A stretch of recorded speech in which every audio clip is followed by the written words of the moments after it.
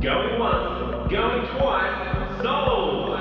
You're listening to The Property Pod. All right, ladies and gentlemen, welcome back to the Property Pod, your easy to listen to and accessible way into the real estate market. And that's right, that was first go. I got the intro out without stuffing it up, Patrick. That's because it's episode 50. Oh, damn. Damn, we're Oh, we haven't had a loud John yell for a while. I think he's been, well, he hasn't been here, but now. Yeah, welcome to episode 50. You know, I was listening back the other day to maybe episode 5, 6 or 7. One of them I was just kind of going through.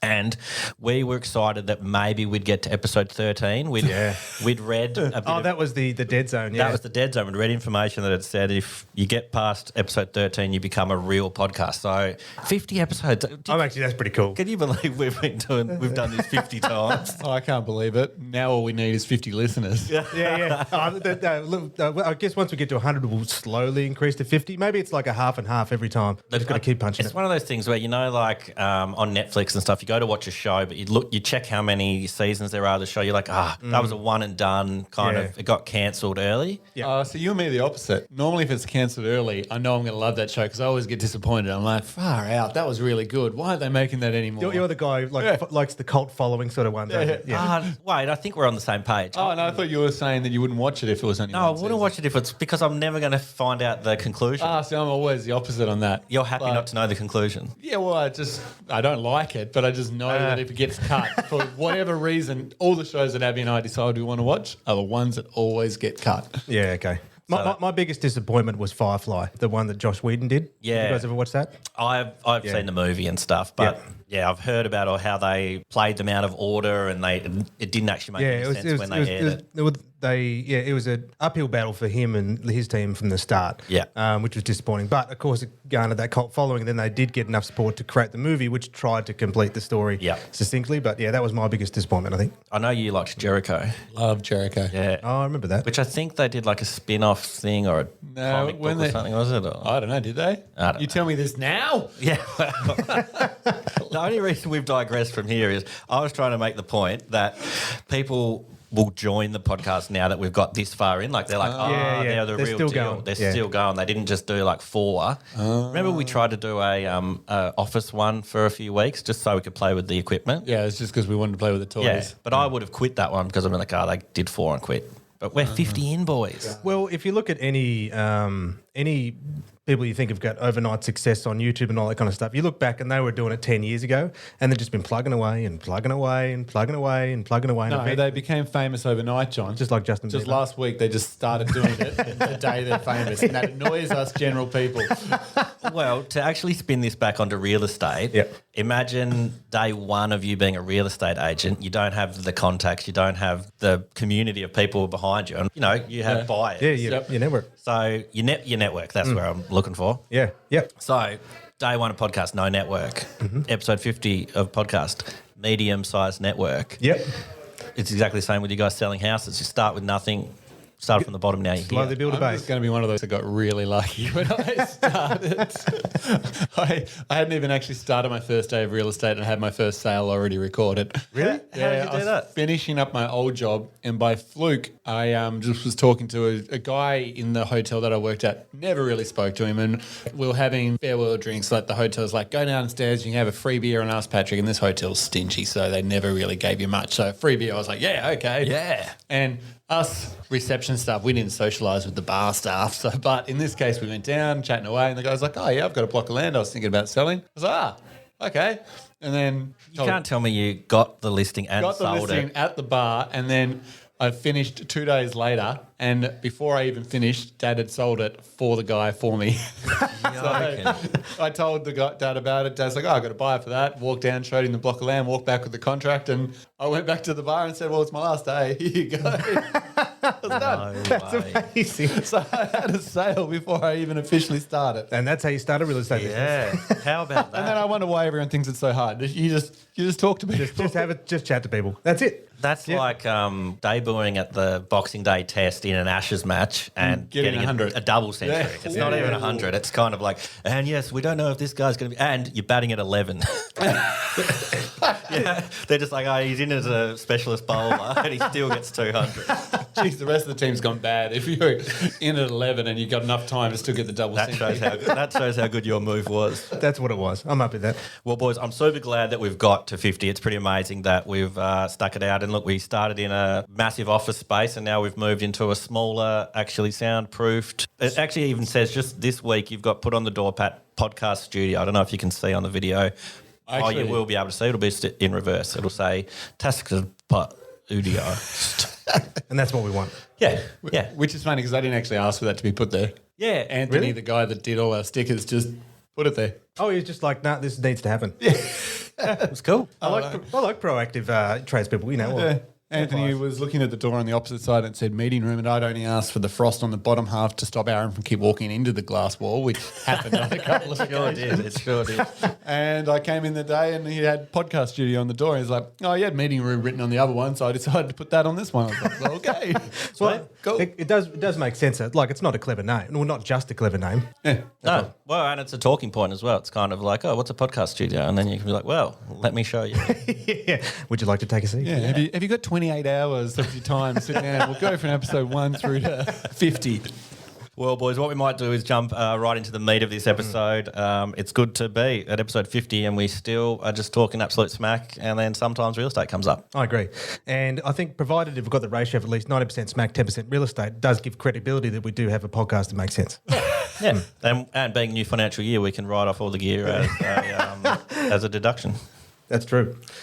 Pat's like, I don't know if that works out. I think once you say it haven't got out loud, that right, it doesn't work like that. You've got it around the wrong way, buddy, yeah. Don't look into us, Mr. Taxman. So, John, you came in earlier. You were saying there's been some changes to the rental emergency legislation and stuff like that. That's Yeah, kind well, of that where we, I think when it first came out, I'm sure everyone's realising that they've had the emergency legislation that was put into place rather quickly after the COVID-19 outbreak happened. Yep. So they had 2 review points. So the end of it was the end of June. So that was going to be the end of the review period 1, and then a potential extension through to September. So they've announced that it will be extended to September with just a couple of minor changes. Yep. And mainly that was revolved around about ensuring that properties can be vacated because previously they just said you just can't kick a tenant out for any reason whatsoever. Yep. So even if it was, unless of course both parties agreed. So in the event that like, hey, I'm happy to leave, and then no trouble. If like both say parties I've got to get to Sydney to isolate with my family. Yep. I'm leaving the property. Are you happy for that? We're happy for that. Yep. That plays Perfecto. out. That's tick. Exactly right. So the only thing though is that even in the instance where you had normal leases coming to an end, they were or a notice to vacate was issued for just any normal reason, like the end lease, that was just cut off. All tenancies had the right to stay in that home until this first review. So just for my clarification, so say I was renting a place and the lease ran out April 7th. Yep. That's in this period of time that COVID-19's hit. Yep. So and we would have issued a notice to vacate probably 45 days earlier. Yep. However, Now they were allowed to stay to the end of June. minimum end of June. Yeah, so a good example would be, say you rented out your family home and you wanted to move back into it at the end of the lease. You weren't actually able to move into your own house. Yep. Even though the legal lease had come to an end, this overrid the lease. Yeah, for sure. So there were families out there that had the idea that, oh, great, in a month and a half's time, we're going to be able to move back into our place. Yep. To discover they weren't allowed to. Yeah. Or say you Unless- buy a new house and there's already a lease in place. You had to- that's it. And you're going to move into that place, etc. Had to wait until at least now. Yeah, so that's where they've clarified a couple of specific ways in which then these issues can be noted. So I'll just read it for dot point. So it said, from 1st of July 2020, the following exemptions are, so it says a notice to vacate issued by an owner to a tenant is of no effect until 30th of September 2020 unless the tenant agrees to vacate. A notice to vacate has been served for a non-fixed term lease because the property is to be sold, have major renovations, or to allow the owner or close family member to move in. So just imagine then you said they can't just have that issue noticed and then clarified. Then the first tenant moves out, then they just up the rent and put a new tenant in. Like you can't do that. So you have to move into your property or someone has to move into it. Was there, sorry to jump through, this will probably come up later, but there's something about increasing increasing rent as well, isn't there? You can't. Still can't increase rents. at this Okay, time, yeah. So it says a notice to vacate has been served due to the tenant using the property for an unlawful purpose. A court terminates the lease. The lease has been terminated to severe hardship by the Residential Tenancy Commissioner. So a couple of those elements were still already in play, but most importantly now is that if you were intending to move into your property, now you can. Okay. So that's and that's, I suppose, been a real bind for a lot of property owners who had been meaning to sell their property, or people who had been selling it and then it just just dropped a bomb into, this is no longer happening for you. I'm sorry. So in that case, like, the tenants have had basically full reign to just stay in that property until this legislation had changed. And it was interesting because on the Facebook page, like, Peter Gutwin had announced that, hey, good news, we've extended these breaks. And the first comments were just sort of celebrating the fact, this is great, we've got protections for tenants and all that concern. And so the next time around when these extended, all that same commentary's gone, and then all of a sudden we've had this flood of private landlords going, hey, do you realise how much this has hurt me? Yeah. And then you've got this other backlash saying, why did you extend it on these bases? This is really challenging. So it's interesting to see how the two comments have come now. What an interesting week for you to bring this topic up, J-Mac, because John Oliver did a whole half an hour special this week. Really?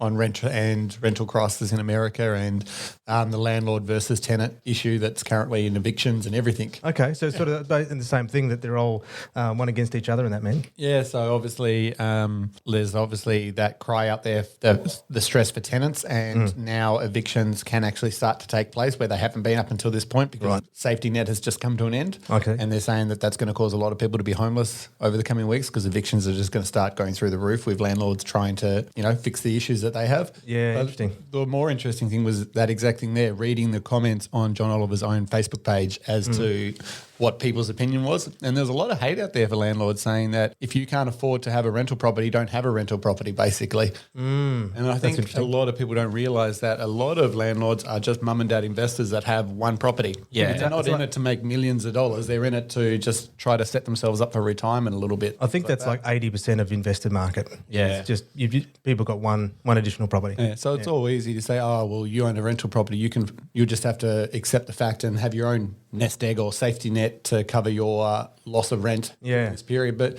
no one is expected to have a year's worth of loss of rent or 2 years worth of loss of rent as a that's safety exactly net right. sitting there in case a pandemic hits that stops renting. It's such a hard thing for both sides of the coin. I guess that's, I was just trying to think of it from the other side. Like, it's a really interesting pivot from at the start of all this stuff. Like, we're still in the middle of it. There's obviously all this stuff happening in Victoria where, they're talking about shutting down suburbs or certain things where there's lockdowns in smaller areas and stuff like that. But I guess before it was the whole country or the whole world was like kind of being like, stay inside, get inside, don't go out and see people. And so that was kind of like, I guess the safety net was put in to be like, all right, everybody needs a place to be. Let's put them in a place. Yep. And the world went on pause. Economy turns to the poop. And everyone's like, oh, crap. But now we're kind of coming through this other side of it, and it's kind of like, oh, things are starting to get back to normal, and the perception seems to be pivoting to be like, okay, well, what about all these people that are now put in a hardship? So now we need to kind of find this balance. So I can see where the panic was from before, but now I can see... that's, I suppose, the economic fallout's going to start to see, I suppose, in one way. Because, I mean, it was interesting. So... The REIT did a survey of all the agents and with the properties, which accumulates to multiple thousands of managements. And it ended up being that only about less than 1% or something ended up claiming financial hardship. I won't go too much in the stats because I can't remember it off the top of my head, but that's where the CEO of the REIT had written to the governor's office to say, hey, look, or the premier's office to say, look, the real statistics that you're basing this legislation on is actually not really all that significant, because in every real estate office, only the sliver of people actually apply for financial hardship, and only a very small percentage had to decrease rent. So it wasn't as a broad effect in reality of what I suppose it was perceived to be. Which I think kind of, I know, like, without speaking out of turn on the whole pandemic, but the fear was there's not going to be enough respirators, there's not going to be enough things to solve. But I think because we seemed to get on top of it, or we were on top of it, it didn't turn into that pandemonium that which is great. It could have. Yeah. So I guess it was a protective barrier. Sucked in all you doomsday preppers. Yeah. But yeah, it's kind of like, Years and years of stockpiling for nothing. how do you feel now? This is just a practice run. Don't worry, the real one's coming. I reckon they've been up in their bunkers for the last 6 months thinking it's finally here. I did go to a Probably the psychic. only people rejoicing at them. Well, I went to a psychic many years ago, and she said one of the things. course you did. Yeah. And all I remember was she said buy land with water. So I'm thinking in my mind, maybe like it's always in the back of my mind. I'll still go get that block of land with fresh water source. Not I'll have my own little doomsday spot. It's funny that you guys are mentioning this. Did you send it through to everybody in the podcast? The bunker. The bunker. Did you see the bunker Did you see that the bunker? Pat sent through? In America, I think it was Austin, Texas, or somewhere like that. There's an old abandoned. Or was it in Russia? No, Where was Arizona, it? Texas. Arizona. Nuclear missile silo. That's for Oh, sale. really? Like the whole silo Holy has moly. been abandoned and it's currently for sale in the midst of the desert. It looks like the video game Fallout. Well, that God, how we there was- diverse in this show is ridiculous. Well, I saw a listing once, and it was where it was in a submarine base. So it was like this big. Imagine just this giant rock sticking out of the water, and then within it, you Like a Bond villain cave. So you actually drive in there. It's like they had the whole surface where a submarine would actually go into it. Well, this silo looks like the GoldenEye level where you have to run up and around. Yeah. Where the rocket's taking off. So Yeah. We'll have to put that in the show notes. We haven't done show notes for a while, so maybe today's the day as we share that on. I have done show notes. I'll have you know. No, we don't talk about the links though. We used to okay. we'll put that in the links this week. Okay, so I've got a story. Then I sold this block up at Brushy Park once. Is it Bushy Park? Brushy Park. Park. Bushy Park. And the guy who's it's brushy. So our owner was the block of land was right next to a huge plot of land that was bestowed, and he was a ranger for it. And apparently the story was there was a Canadian businessman who'd searched the world for the place to build a potential fallout shelter, and he was a multi-billionaire, so he could do it anywhere he wanted to do it. And what he did was he bought this huge allotment of land in Tasmania, reconverted it, and then donated most of it, and then he had his little plot there which would be needed if ever he needed a place to escape to. But you think about it, he did the research. He was like, okay, we're a first world country, it's quite wealthy. There's no major in Tasmania. There's no crazy tornadoes or earthquakes. It's a very stable in terms of natural disaster elements. It's got some of the cleanest air, water and air in the planet. And so then he researched the world and then chose Tasmania and his potential fallout shelter. And the guy died before he had to ever had to enact that plan. But crazy. just keep that in your mind that there's someone thinking about it that he chose Tasmania well before any of this stuff came This out. sounds like a tourism ad for. Tasmania. End of world. Come to Tasmania. Hey, it's not such a bad idea. Tassie and New Zealand. Can I ask how we got from rental issues to Stretch. But It is a 50 episodes in and we're still going. Just let it be known. So I know one thing that I suppose to Brett, we did have an instance where unfortunately one of the tenants just decided to just stop paying rent because they said, stuff you, I'm not paying. And unfortunately that meant that there was nothing that our current owner was able to do. And like you said, Pat, is that sometimes people might have 2 or 3 months in the tank to be able to look if something happens. But when you extend it over 6 months, well, then that put our owner under significant stress. And there are very minute cases because, like the ROT saw, everyone was able to negotiate through it. But there was always there's outliers that cause most of the story that in reality isn't actually a reflection of most people. Yeah. And I think we got pretty lucky in Tassie. I think I read a stat that it was only 1 in 5 people unfortunately lost their job. As bad as that still is, Absolutely. It could have been a lot worse. So we did fare it pretty well. Yeah.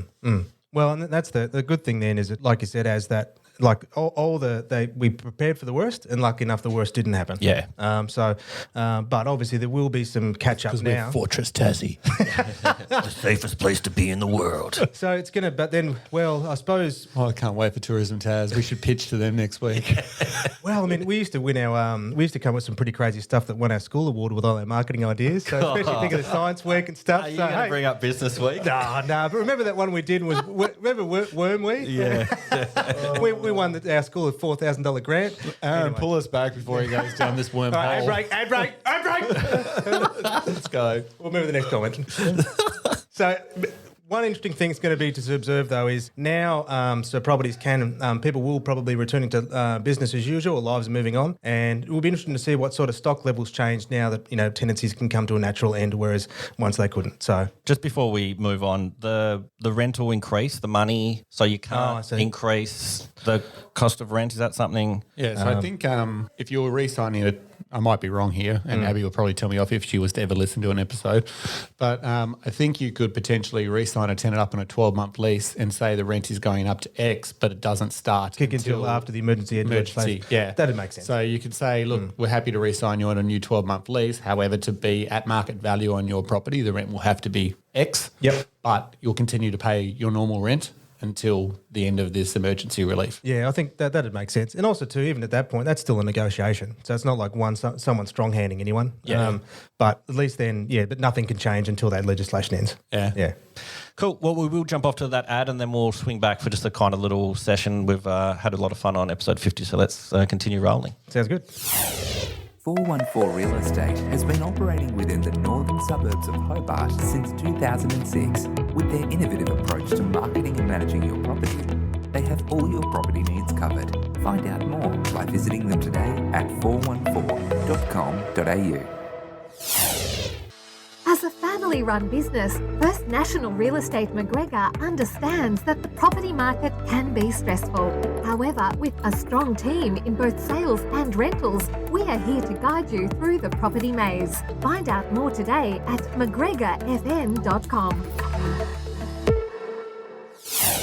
All right, so we're swinging back in from that little break there. I was just saying before we jumped on today, me and Johnny Mac went down and shot a property yesterday, and we kind of, had a little car ride to get to the place, and we were talking about his stock and what's going on. And you were telling me about some kind of properties that have just fallen and just a little sliver of a gap that's kind of been affected by the pandemic, and they're not really moving, but you're trying to work out What Best course of action. Yeah, exactly. Well, I mean, so when I started selling in 2012, that was the slowest days of market. That was sort of the bottom of the market after the last boom. So didn't you sell your property on the first day, like Pat? No, unfortunately. I love your timing though. You're like successful property manager, ruled the body corporate world, and like really just honed your skills. And thought, you know what, the market's as shit as it can possibly be. Let's go in. Let's go sell houses. Yeah. So that's where you probably remember, Pat. If I could get 2 or 3 people to open, I was like, yes, successful morning. So it's so even in negotiation, like it was always one-on-one, and then it was always at that point you were listing properties, and then people were making offers underneath. So that one-on-one negotiation was quite difficult. But over the last few years, especially new buyers coming into the market, they'd have no perception, the idea that once buyers had control, because they've just had competing against 10. I reckon your tough early times is what's made you the agent today, John. I hope so. You sort of you grit your teeth on hard. Because I reckon though, like I had 2007 and it was quite easy to begin with, but then I went through 12 and it was hard as buggery. Like I remember, unfortunately, people sitting at the dining table crying because they had to sign a contract, but it was just horrible. Oh, yuck. So, but now I've done through all that hard stuff.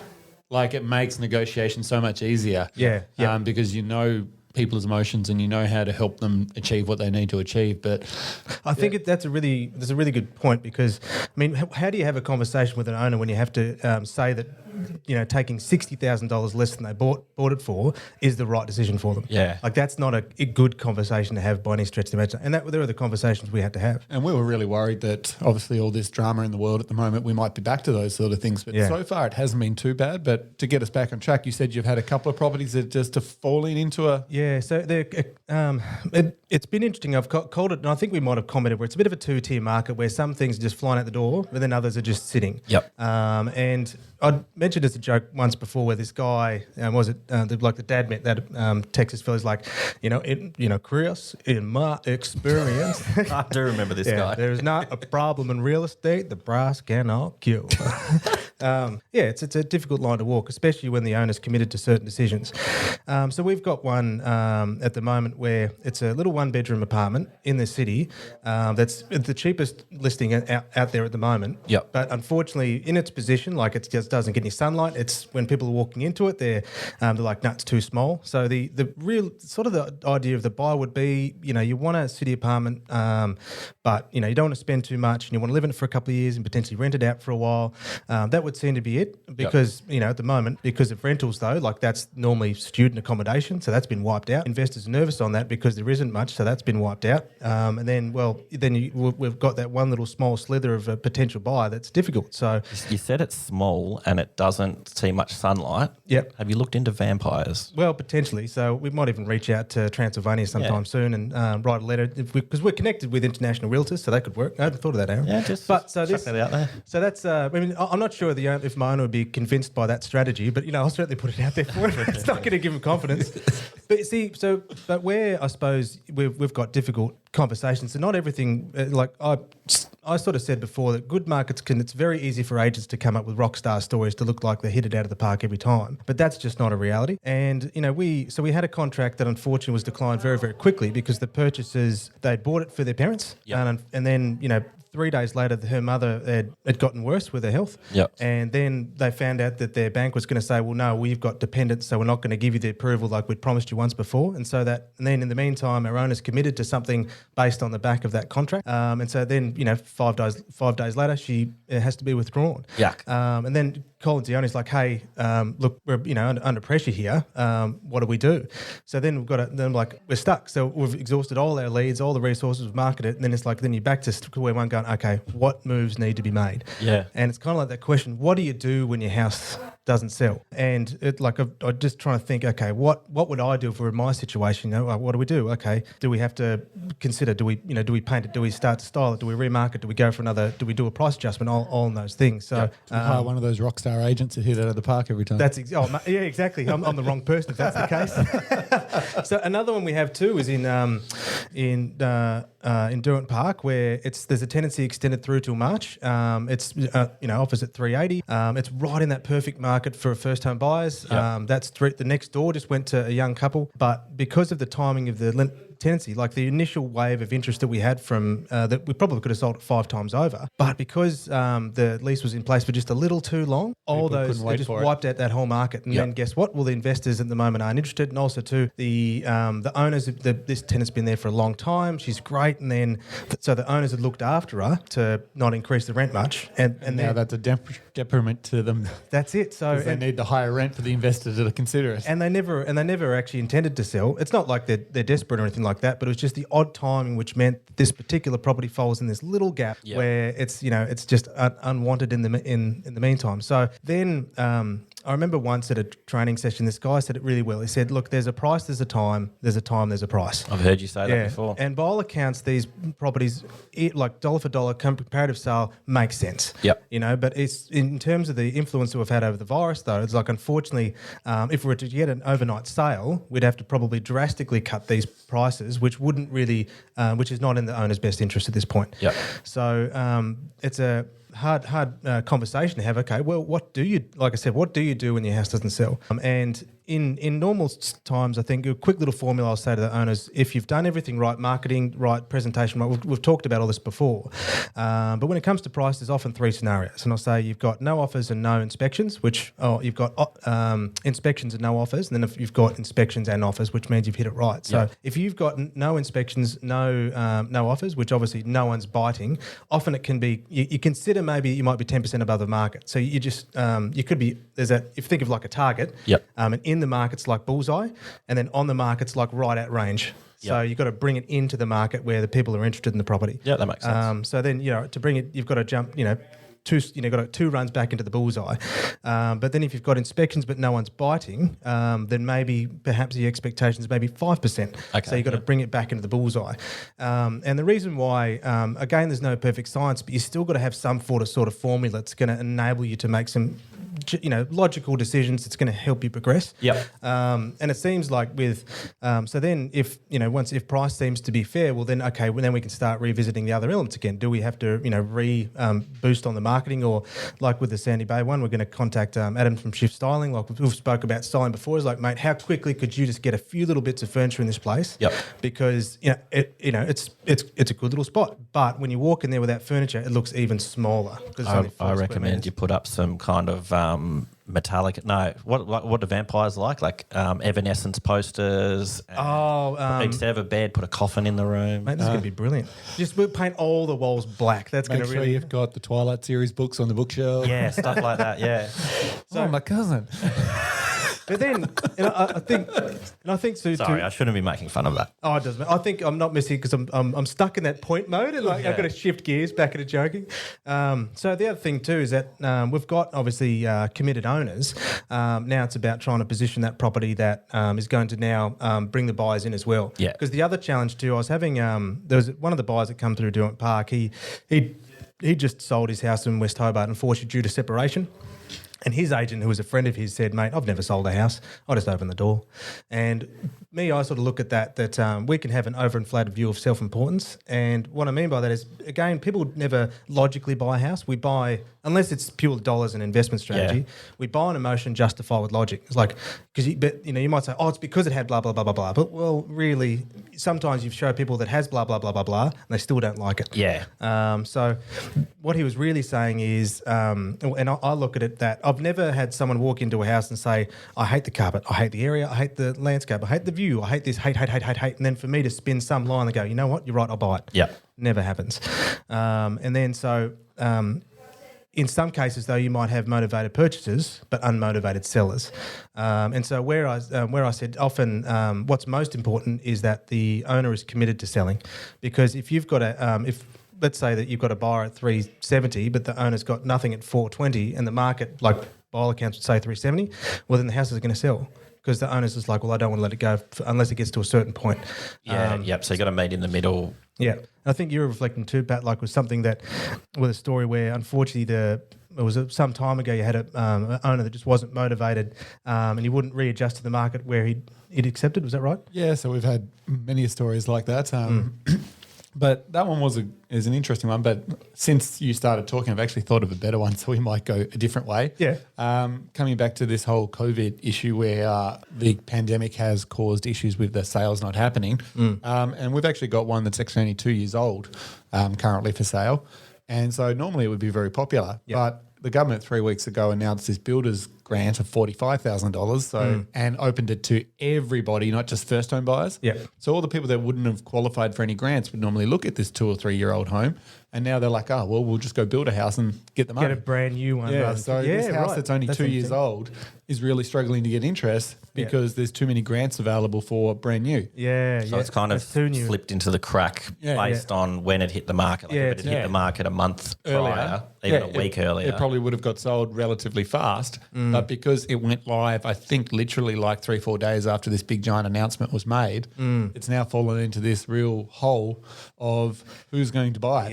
Yeah. So that's another one that we've been working around with, and Aaron and I went slightly different approach. We just put virtual furniture into it rather than Getting it style furniture. Just because our owner's on a little bit more of a tighter budget. So we were just trying to find a way to increase its interest levels. But that one there actually, as you started talking, came to mind as another prime example. That's really interesting, isn't it? Because and I don't know the price of it, but just imagine the same scenario. We won't use this one, but that one might have been $500,000. But then owners are looking at saying, well, I can build a new one for $500,000. And I'm only paying $450 basically for it now because I can get these grants. So that one just immediately competes with brand new properties straight away, and it loses out because you don't get any. It almost loses the $45,000 value straight off the top. Yeah. Which obviously we're hoping it won't come to that, but realistically, that's what it boils down to. Yeah, you can see why the buyers would perceive it that way. Yeah. All of a sudden it's too dear because they can get free money from the government.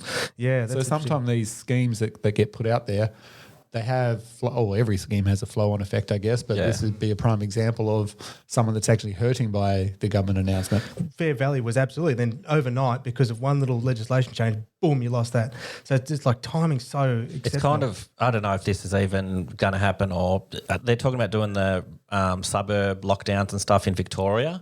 Like that, surely that would have to have an effect on if people were looking to buy in that area. In the immediate term, absolutely. Immediately it would kind of, not like that turns them into like... Oh no, that's diseased area. No, that's what I mean. Like that's what I was thinking. Like it turns it into this like zombie apocalypse zone. I had to laugh. Well, we're getting off track again, but it just made me laugh this morning on the news. They had the news reporter in the street, and it's going to be very hard to police because I am currently in West Footscray. She walks 3 meters along, and now I'm in Footscray. I'm like, wow, congratulations, you've discovered the borders of 2 suburbs.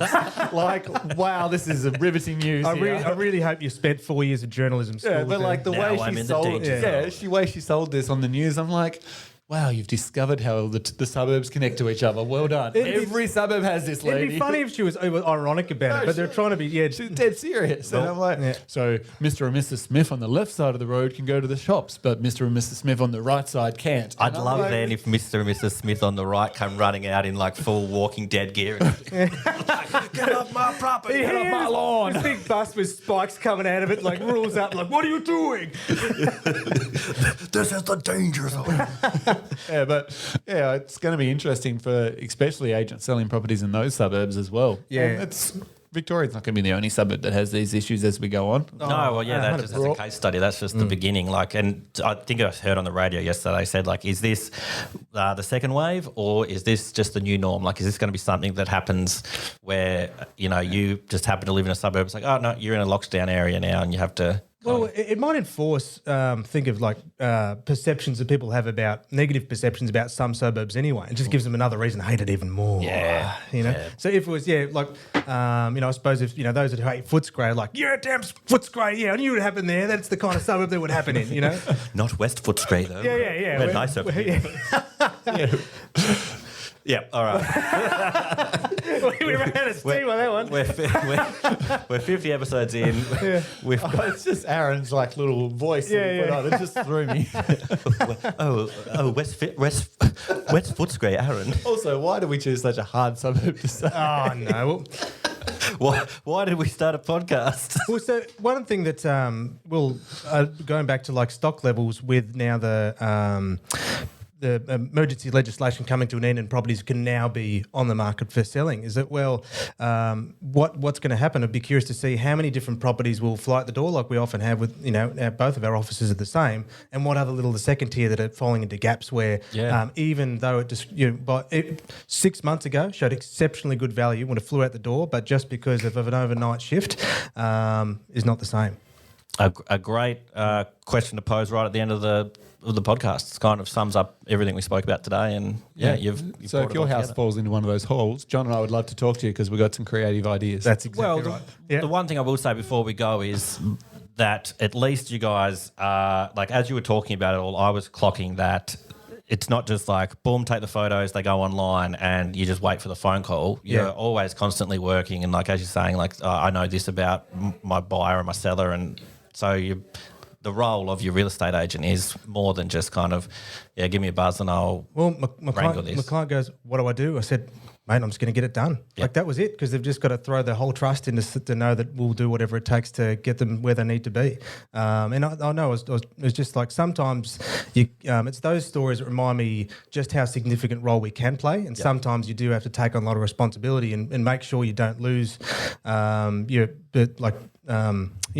don't forget your job, which is to ensure that it's not that the house can become a challenge for people, and it's our job to help them move on.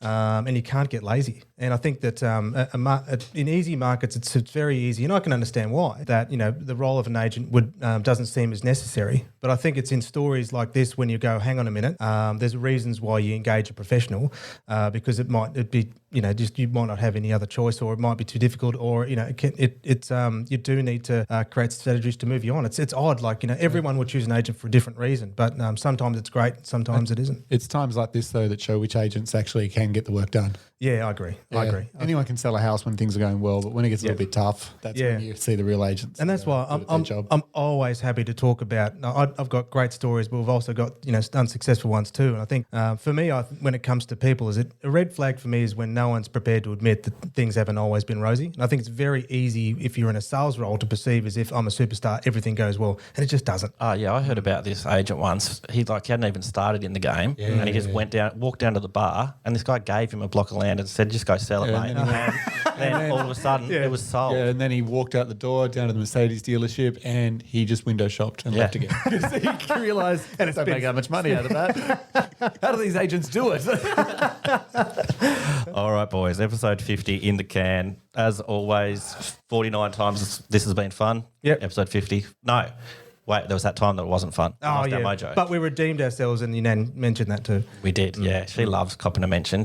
When I went around, she plays cards on a Monday with her all her friends, and she even said, "Hello Google, play the Property Pod," and they heard her on it, and they all were like, "Oh, how do you hear these podcast things? They're pretty heck, fancy." Love it. So, Nan, shout out. I'll teach you how to teach your friends, and we'll have even more listeners by episode 100. And if you're listening, Nan, hey Google, hey Google, hey Google, hey Google. Because that really annoys me when the TV does that You're and then my horrible. house does stuff. And the GoPro's telling us it's time to finish. Cool. All right, gentlemen. See you guys. You have been listening to The Property Pod, produced and edited by 414 Media House in conjunction with 414 Real Estate and McGregor First National Propriety Limited. This podcast is general information only, and the thoughts and views expressed is the opinion of our panel, and listeners should always seek then use their own investigation into any topic we discuss to ensure they fully understand their own situation. It does not constitute and should not be relied on as purchasing, selling, financial or investment advice or recommendations, express or implied, and it should not be used as an invitation to take